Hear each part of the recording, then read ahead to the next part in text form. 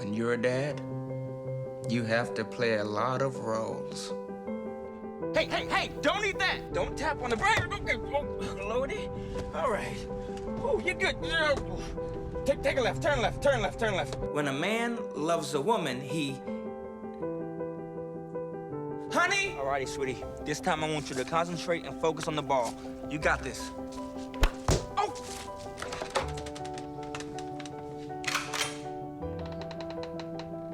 Sweetie, your date's here.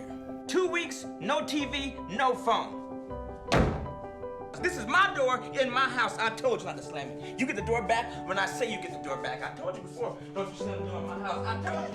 Hey, knock it off. Don't let me turn this car around. I'll do it. What are you wearing?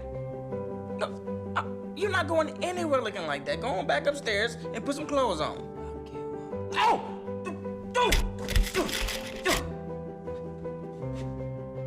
Got it.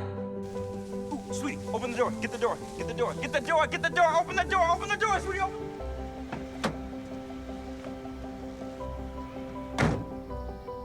Bye.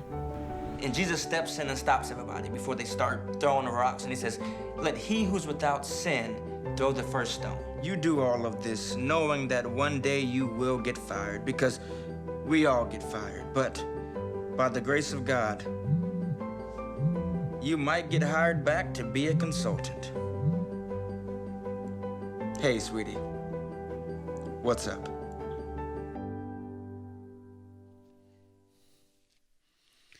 Hey, y'all, happy Father's Day. And I love that video because I have a daughter, and you know how many times some guys come in to pick her up, and I said, I got a shotgun, I'll go stand by the door. How about that? She says, how about no? So, anyway, and I know dads who have taken the door off the bedroom, the door, and said, you know what? This is my house. You want to have that? That can be your room, but it's my door.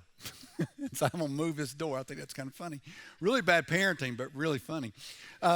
So anyway, hey, if you are watching online today, I'm really glad that you're a part of today, and you're getting to share with us, and we get to share with you. I think all that's awesome. And if you want to, you can go download the children's sermon notes, and it's at southcrest.church/resources.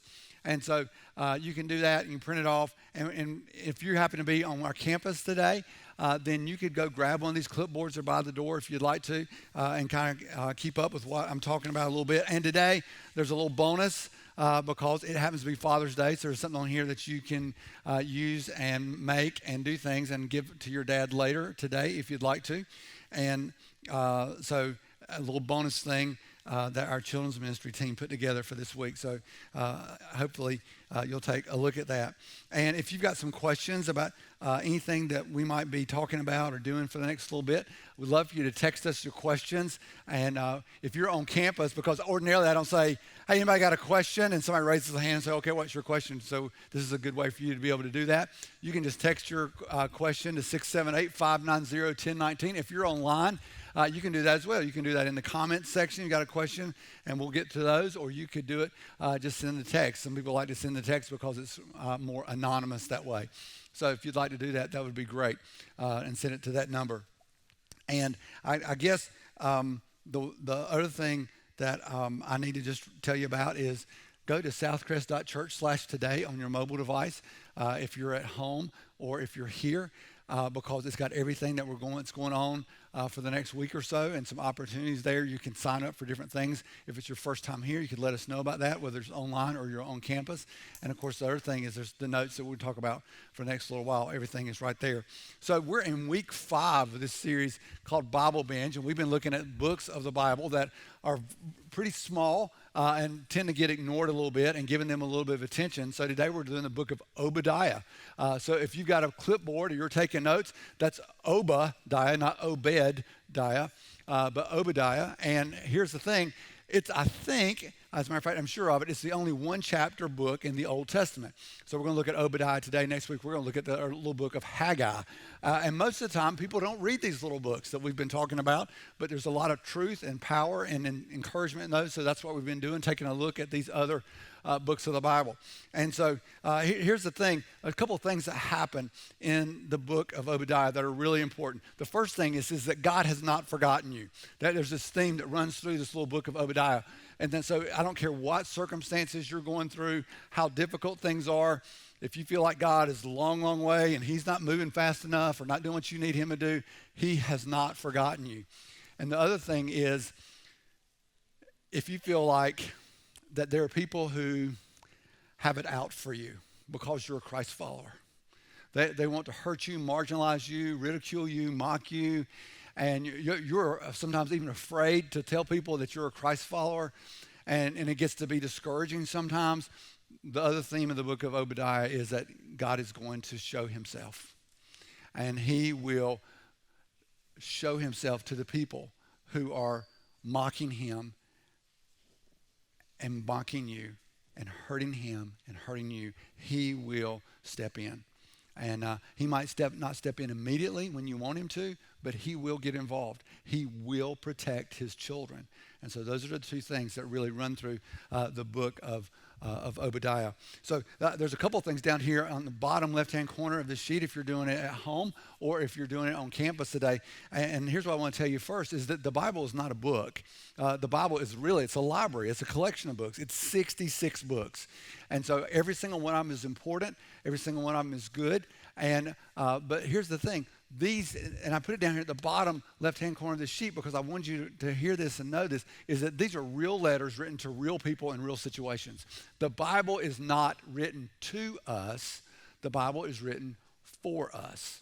It was written to specific people. Some of the letters are addressed to the people in Philippi, the people in Colossae, the people in Ephesus. Those letters are addressed to specific people. This prophecy is addressed to a specific people, but the Bible is written for us and not necessarily to us. And so these are all real prophets writing to real people in a real mess. And so just kind of keep that in mind. Think about that. And remember, anytime somebody tells you this is what the Bible says, get a copy of the Bible and read it and say, oh, yeah, that's what it actually says, because you can always, always, always trust the Bible. So if you want to fill those blanks out, and I'll get back to some more of that in just a minute. So let's talk about the book of Obadiah for a minute. And to understand the book of Obadiah, we've got to say, who are the Edomites? Because that is who he is referring to. We don't know who Obadiah is. His name means that he is a worshiper of God. But we don't know where he's from. We know the time frame it's written in, but we don't know much about Obadiah. But to understand who the Edomites are, we need to do a little bit of history. And so part of that is we take a look and say at Abraham, because Abraham, we would say, is the patriarch of our faith. And so Abraham is also the patriarch of the Jewish faith as well. Now, Abraham, he has two sons, Ishmael and Isaac. Now, one is is sometimes referred to as the child of the flesh and the child of promise. And so what happens is that God promises Abraham, you're going to have some children. I mean, you're going to have just more descendants than there are stars in the heavens. And Abraham goes, awesome. I'm kind of old. My wife is kind of old. I don't see how that's possible, but okay, if that's what you say, I'll believe you. So he believes God for a short period of time, and then he thinks God is slow. Or maybe he's forgotten. And so he says, I have this other woman that's not my wife. I'm going to have a child with her. The other woman's name was Hagar. So Ishmael is the oldest son born to Abraham because he didn't trust God. He quit. He said, God's forgotten me. And then later on, 14 years later, to be exact, is that he has a son, Isaac, with his wife, Sarah. And so this is kind of interesting for some people. You may know this, but you can read about this in Genesis chapter 21 if you want to. But what happened is that Abraham is not only the patriarch of Jews and Christians, but also the patriarch of Muslims. And so in the Muslim faith, the oldest son of the man, it doesn't matter who the woman was, but the oldest son of the man becomes the principal heir. And so the Muslim religion comes from descendants of Ishmael. Christians and Jews find their lineage coming through Isaac. Now here's what's kind of interesting, is when Ishmael's about 16 years old, because it was when Isaac was being weaned, so we think he's probably about 16 years old, is Ishmael either mocked Isaac or he mocked Isaac's mother, Sarah. And Abraham said, tell you what, you're out of here. Leave. And so since that point in history, about 4,000 years ago, the descendants of Ishmael and the descendants of Isaac have not gotten along because Abraham was not completely faithful to do what God asked him to do. So later on, Isaac has a couple of sons. Isaac turns out has twins, Esau. And Esau, he's like a hairy, manly guy. He's an outdoorsman. He likes to hunt. Jacob, kind of like Food Network guy. You know what I'm saying? And Jacob, though, the word Jacob, that means deceiver. And so God comes and changes Jacob's name to Israel later on. And so the descendants of Esau become the Edomites, who this book is written to, and the Israelites are the descendants of Israel, first name Jacob. And so that's how all this stuff happens. So here's what happens. The Edomites and the Israelites are sort of related. They're cousins. They used to be brothers, used to be twin brothers. And Jacob deceived his brother to get the birthright from his brother by giving him a bowl of soup. And it's a whole long story, but we'll talk about it sometime. But today, just this much, is over time, the Israelites honored the Edomites, but the Edomites did not honor the Israelites. They said, look, I don't want anything to do with you. And so they would always try and hurt the Israelites when they had the opportunity to. So we're going to see as we walk through this little book that a lot of what we're talking about is the law of the harvest, is what we're talking about a lot. So it works like this. If I was going to plant blueberries, what would I harvest? No, cantaloupes. Cantaloupes, right? No, of course not. If you plant blueberries, you harvest blueberries. You can't plant cantaloupes, you harvest cantaloupes, right? And so also it turns out you get paper towels and a knife, right? So let's do it like this. Two things about the law of the harvest. What you plant is what you harvest, and what you plant, you always get more of in the harvest than what you planted, right? If I was just to throw this cantaloupe off to the side of the road somewhere, and it would rot, and the seeds in it would fall out, it would yield, at some point, a cantaloupe plant. And the cantaloupe plant may have 3 or 4 or maybe a dozen cantaloupes on it during its growing season. And so one cantaloupe yields a whole lot more than that. That's the law of the harvest. What you get is determined by what you give. And it's always more than you planted every single time. So let me show you this. So if I cut this cantaloupe open, right? Now, on the inside of it, I know you probably can see it, but maybe you can see it up on the screens, is that there are dozens, maybe a couple hundred of seeds in here. And each one of these seeds might yield 12 to 15 cantaloupes. So that's the law of the harvest. That's what happens. Whatever you plant is what you harvest, and you always get more than what you planted every single time. Now, I'm doing this, kids, because, see, your parents already know this. They've thought through this whole law of the harvest thing, and they understand it doesn't matter what you do. If you do something good, then you plant something good. You plant character. You plant godliness. Then what happens is you get more integrity and more godliness. You plant hope, you get more hope. You plant love, you get more love. You plant bitterness, you reap bitterness. You plant hatred, you get hatred. You plant jealousy, you reap jealousy. Whatever you're planting, good stuff or bad stuff, whatever it is that you plant, that's what you're going to harvest. And you're going to get more than you planted every single time. So I knew that your parents already knew that, so I want to make sure that you knew that. So I'm going to stick this right here and do that. So it'll be fine right there as far as I know, right? So in the law of the harvest, and we're going to see this over and over again in this book of Obadiah, but the context is what should we do when we find ourselves in a place of blessing among people who are hurting? So what are we going to sow in our lives so that it becomes a blessing for other people, as opposed to what are we going to sow in our life so that it is hurtful to other people? So Obadiah chapter 1, verse 1 says this, the vision of Obadiah, thus says the Lord, which tells you this is prophecy, God concerning Edom. And remember, these are all the descendants of Esau. We've heard a report from the Lord, and a messenger has been sent among the nations. Rise up, let us rise against her for battle. And here's what's happened is the Israelites have been overtaken by the Babylonians, and they have been ravaged and conquered. God is disciplining them. Okay? So this is really, really important. Discipline and punishment, two different things. Punishment is I'm going to hurt you with the intention of hurting you. And discipline is I want you to think about what's happened because I want you to become a better person. In this context, to become more godly. And so kids, as your mom ever said, hey, guess what? What you just did means you get a time out. Right? And you went and sat on the stairs for 3 or 4 minutes, which seemed like it was years. Right? But you're sitting there for 3 or 4 minutes, I'm going to get off the stairs. And she's like, I want you to think about what you did. She's not doing that to hurt you. She's not trying to make your life miserable. She's just like, I want you to just gather yourself for a minute, think about what's going on, and what are we going to do differently, right?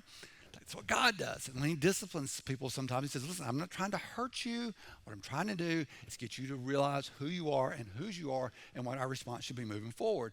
That's what he's doing. So he's done this with the whole nation of Israel. But in the meantime, the Edomites see that this is what God has done, and they come in there and they are just hammering the Israelites. They're like, look, you're in a bad place. You're in a weak place right now, and so we're going to make life miserable for you. Next verse, it says this, behold, God says, I will make you small among the nations. You shall be utterly despised. He says, listen, Edomites, you think you're all that in a bag of chips? I'm going to put you in your place. You think you're big and powerful and strong? I'm going to make you small. I'm going to make you very small. As a matter of fact, spoiler alert, you read the end of the story, he wipes out the Edomites. The Edomites no longer exist. There are no longer any descendants of Esau.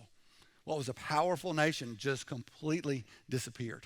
Because God does what he says he's going to do. He says, the pride of your heart has deceived you, you who live in the clefts of the rock in your lofty dwelling. Remember this. I'm going to show you in a minute what I mean when he says you live in the cleft of the rock.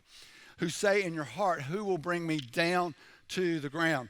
Though you soar aloft like the eagle, though your nest is set among the stars, from there I will bring you down, declares the Lord. He says, listen, you're very prideful, and that's a dangerous place to be. And God says, I will bring you down.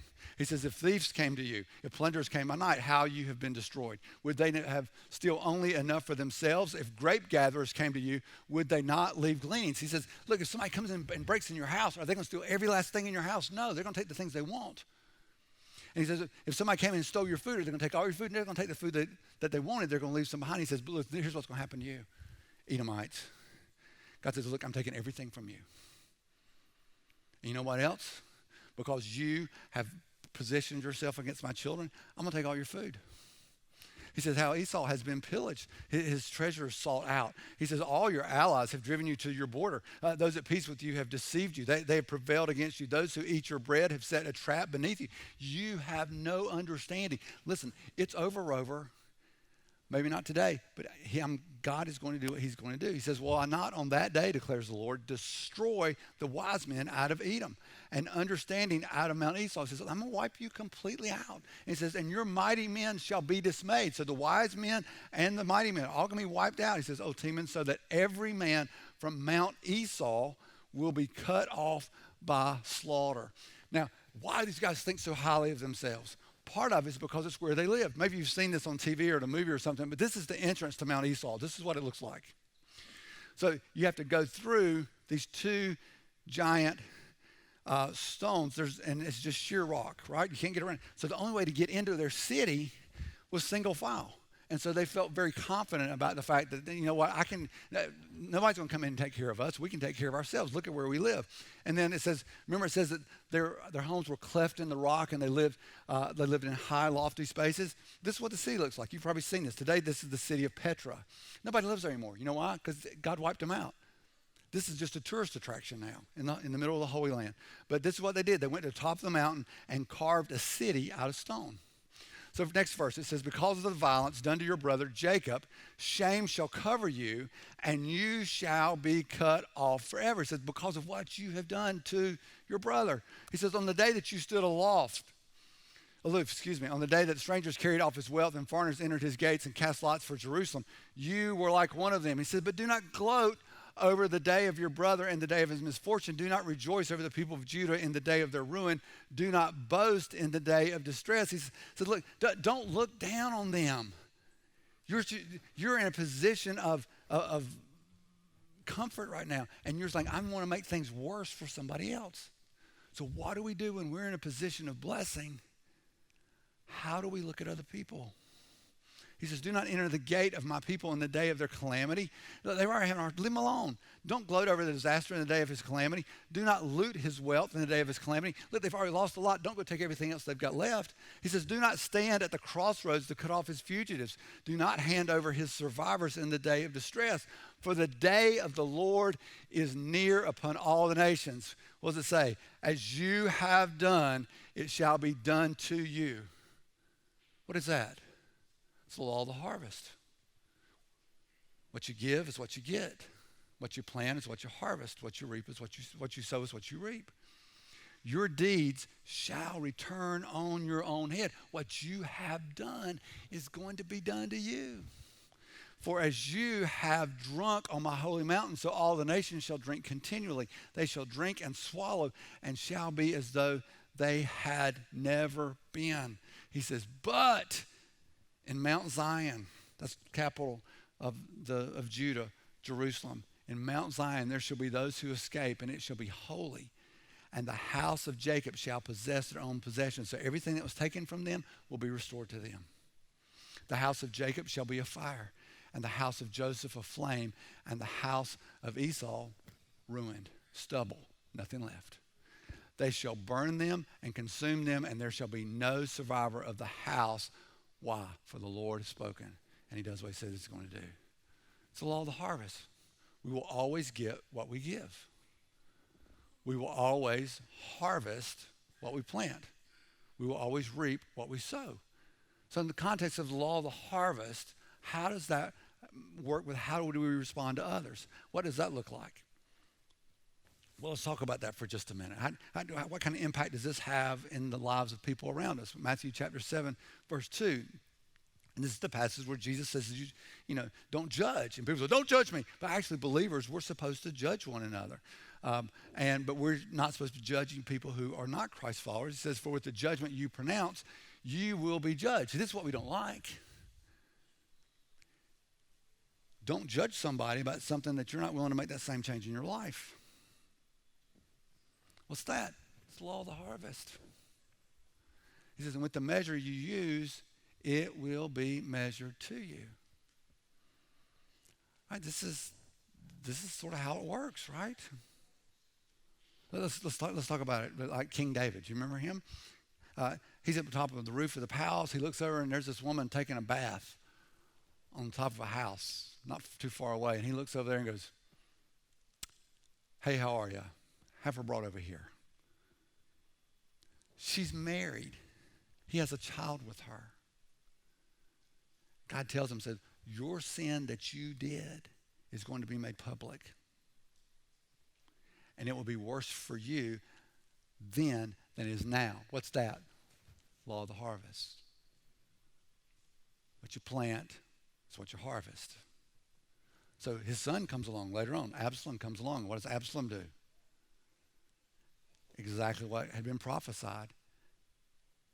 He ridicules his father. He mocks him. He overthrows his kingdom. And he captures David's wives. You should read about it. How about Abraham? Abraham, he goes to see this king. And the king says, hey, here's this woman with you. And it was his wife. It was Sarah, his wife. And he said, oh, it's my sister. And so he starts this pattern of telling lies. And so what happens? He just reaps an incredible harvest of lying children and lying descendants.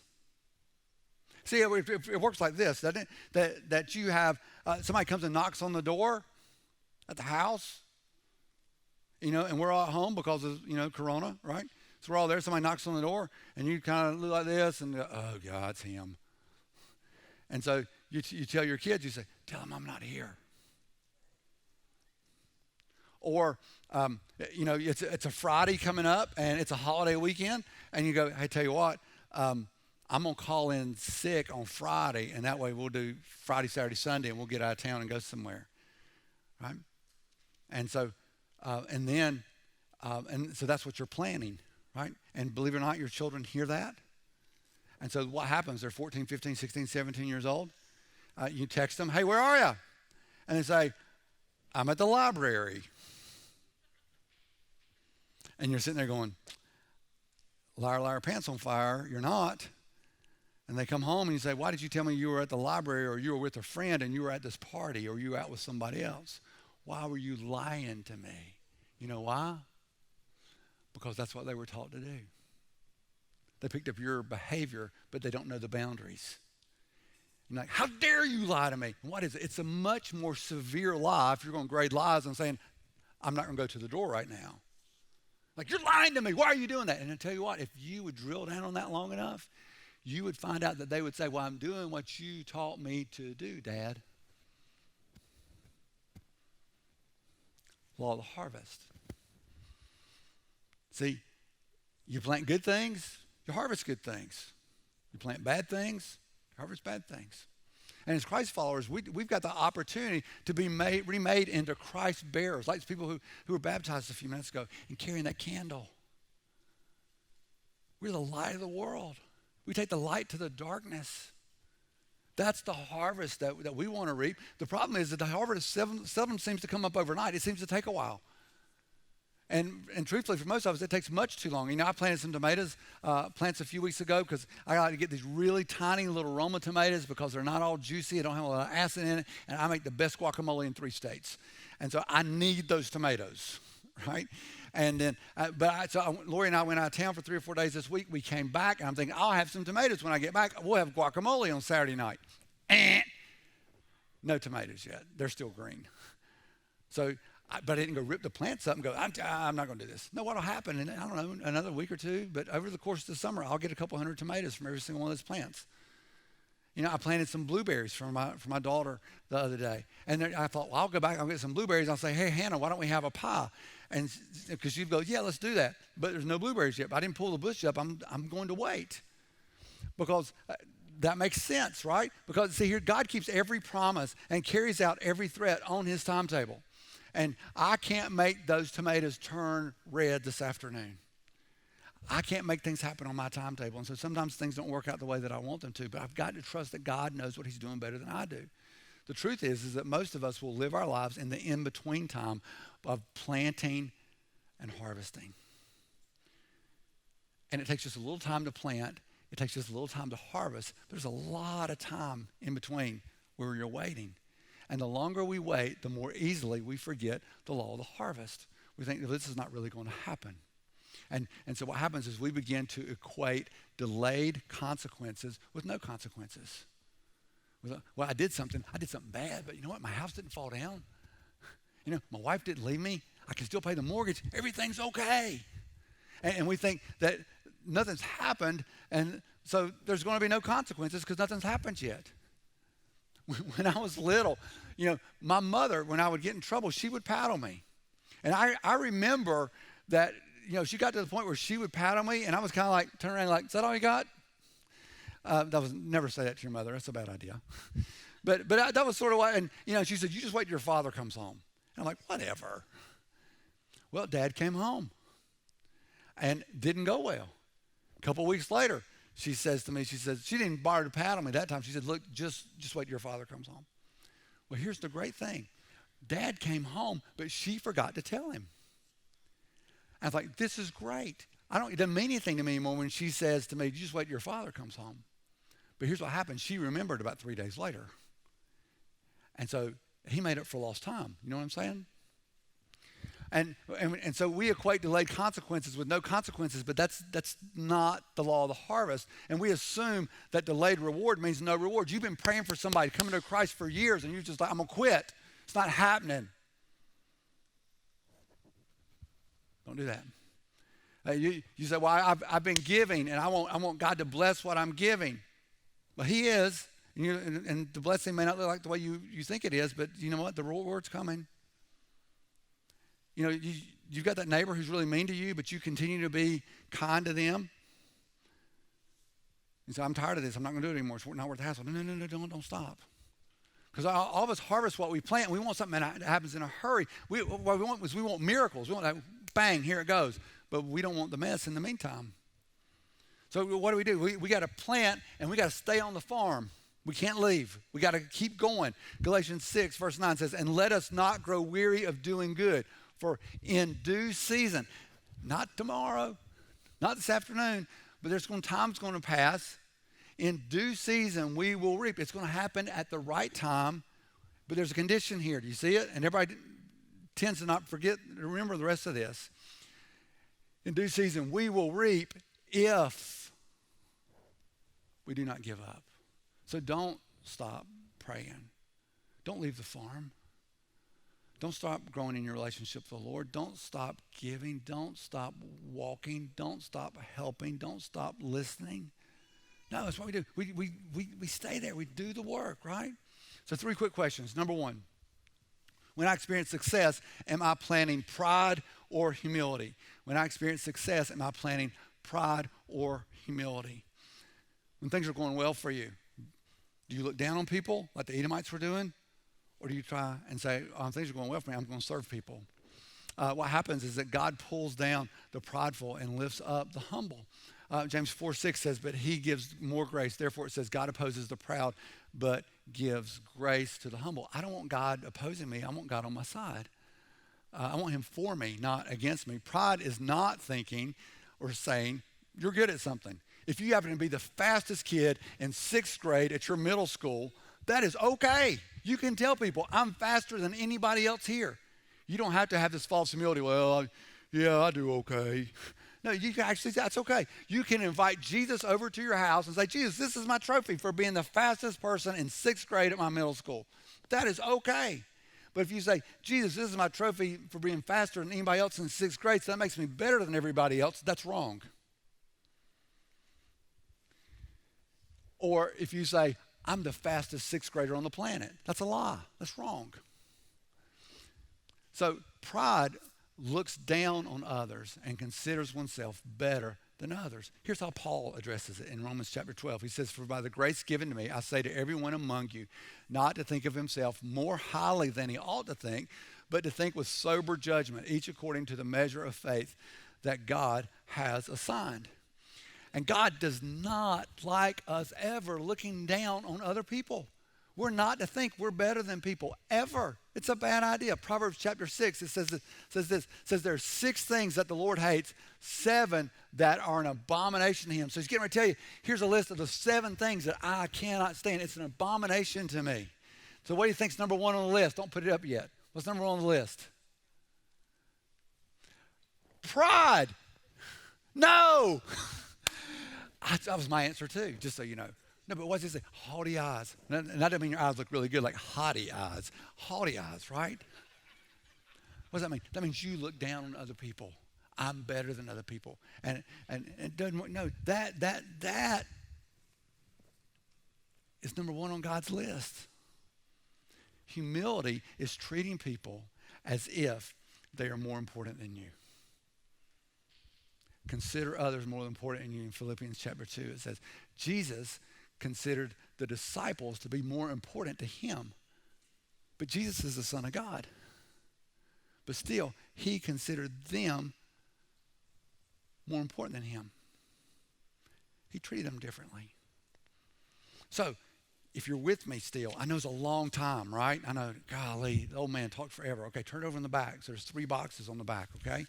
So box number 1, proud or humble. So you circle, would you rather be proud or would you rather be humble? Make the choice, and then I want you to draw a picture of somebody looking down on somebody else, okay?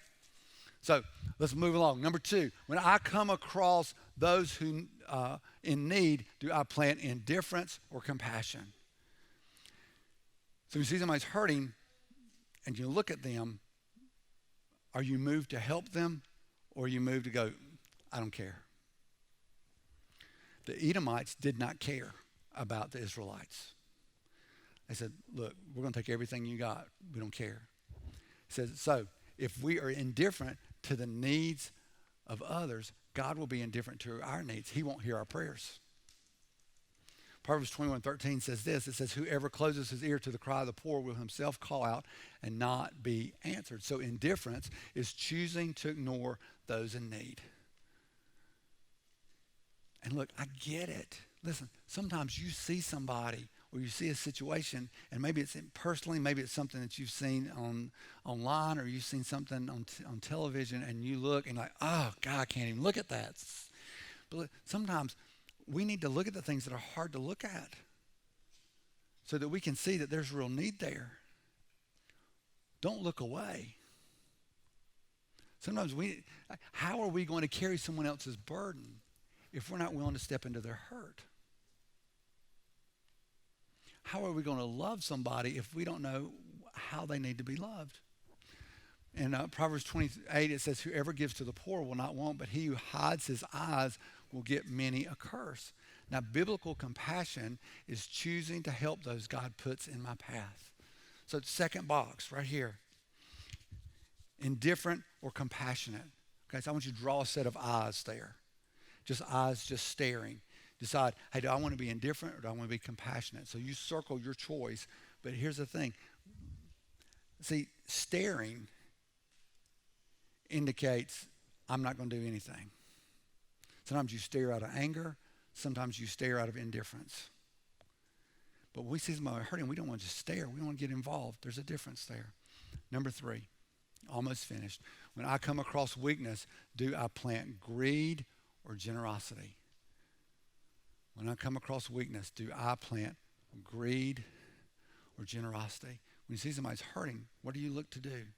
How do you look to help them? See, greed is kind of like drinking salt water to quench your thirst. See, greed is, oh, Dad, I'm really thirsty. I need that. But the more you drink the salt water, the sicker you get and the more unhealthy you get. See, greed is not wanting more. It's organizing your life around getting more.